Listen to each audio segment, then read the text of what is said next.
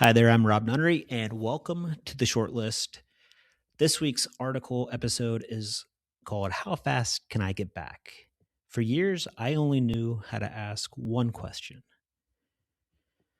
That is the title this week, and we will go into what my operating mode has been for most of my life and how, in some ways, it served me and how, in other ways, it has not. I hope there are some lessons that you can take from this week's episode for your own life. But without further ado, let's get started. I'm writing this from a hammock. The mountains are out in the distance, the golf course is quiet, and our dog's asleep on the patio. Danelle's inside getting ready. I played paddle this morning, stopped to buy flowers and a birthday gift on the way home, and we'll head to my brother-in-law's birthday a little later. It's a pretty ordinary Saturday. There's nowhere else I'd rather be. Something happened while I was playing paddle this morning. It had nothing to do with paddle. After a couple good points, my brain immediately starts doing what it's always done. How good can I actually get at this? And I wasn't really thinking about the match anymore. I was just thinking about how much I need to practice, what I need to work on, who I need to train with, what parts of my game would need the most work, and how quickly could I improve, and what's a tournament that I can sign up for. And I've spent most of my life asking that question, how good can I get? It's what took me into professional pickleball. It isn't enough for me to enjoy something. I just want to see how good I can become.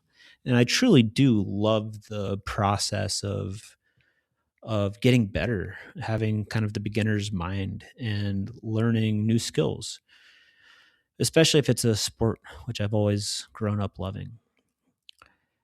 And I really did love the pickleball life. I enjoyed and loved walking onto a court knowing I belonged there and that I was one of the best players in the world.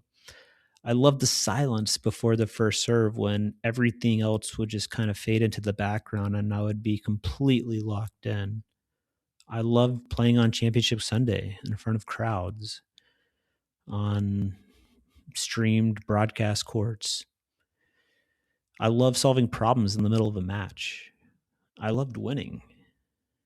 Competing was everything to me, and I'm incredibly grateful I got to experience all of it. Even if I wish I could still do it at times and had more opportunities. Very few people ever get to experience, walking into a court, a field, an arena, and playing a sport for money in front of spectators. I'd do it all again. It was wonderful. And that's the part that hurts, is that I still do love it. I don't want that life that comes with it anymore. And so over the last 4 years, every setback led to the same question: how fast can I get back? When I woke up after my colostomy in February of 2025, I wasn't lying there thinking about what had just happened to my body.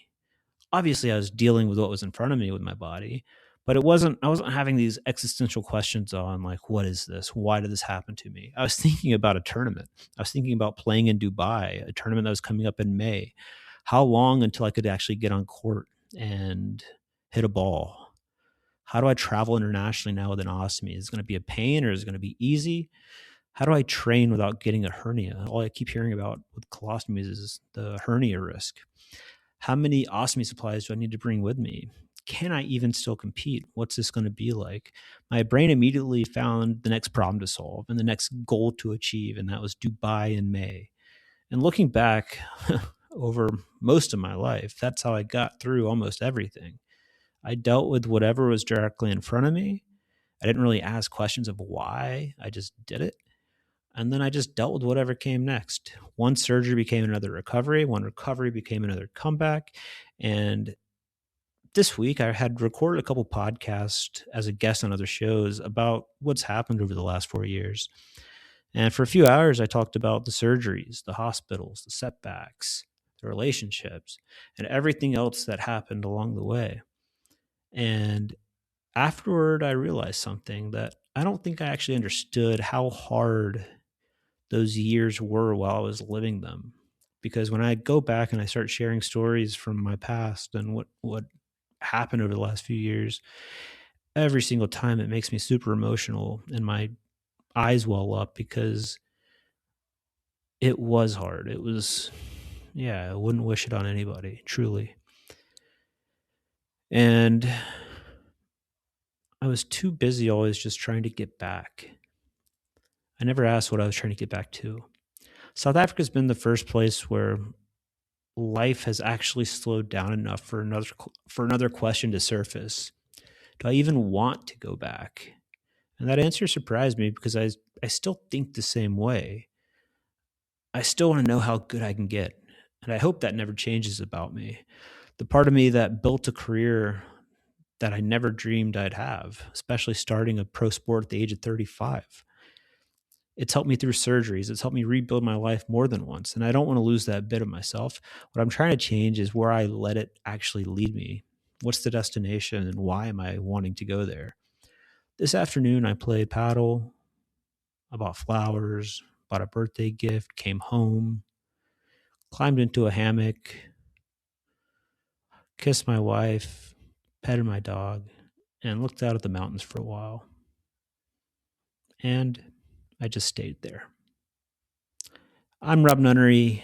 You have been listening to The Short List. And until next week, I'd just like to thank Stealth Belt for sponsoring and being a partner of the show.